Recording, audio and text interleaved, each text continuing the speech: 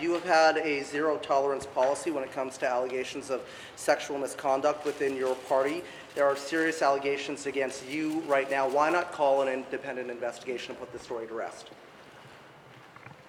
Obviously, this is a situation that has been very much on my mind over the past few weeks. It's a issue that I have been deeply engaged with, not just as a leader, but all my life since my early 20s in university, active on issues around sexual assault and behaviors. I've been reflecting very carefully on what I remember from that incident almost 20 years ago.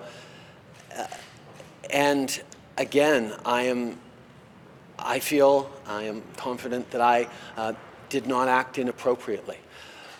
But part of this awakening that we're having as a society, a long-awaited realization, is that it's not just one side of the story that matters, that the same interactions could be experienced very differently from one person to the next. And I am not going to speak for the woman in question. I would never presume to speak for her.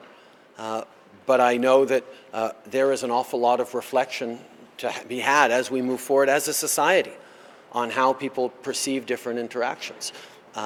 Like I said, I do not feel that I acted inappropriately in any way, but I respect the fact that someone else might have experienced that differently. And this is part of the reflections that we have to go through. Mr. Prime Minister, the question was, why not call an independent investigation if there are questions? And she says that, that you apologized to her.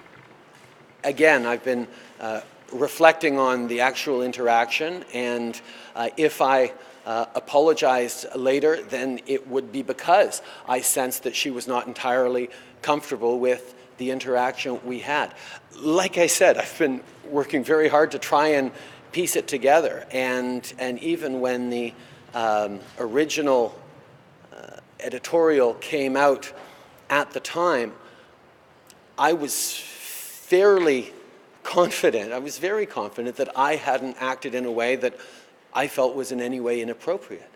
But like I said, part of the lesson that we all have to learn through this is respecting that the same interactions can be felt very differently by different people going through them, and we have to respect that. And that's exactly what we're having to come to grips with as a society, and it's certainly something I'm continuing to reflect on. So do you apologize now? I apologized in the moment. I certainly feel that if again, I don't want to speak for her. I don't want to presume how she feels now. I haven't reached out to her. No one on my team has reached out to her, and we don't think that would be appropriate at all. So I'm responsible for my side of the interaction, which certainly, as I said, I don't feel was in any way untoward. But at the same time, this lesson that we are learning in, and I'll be blunt about it, often a man experiences an interaction as being benign or not inappropriate, and a woman, particularly in a professional context, can experience it differently, and we have to respect that and reflect on that.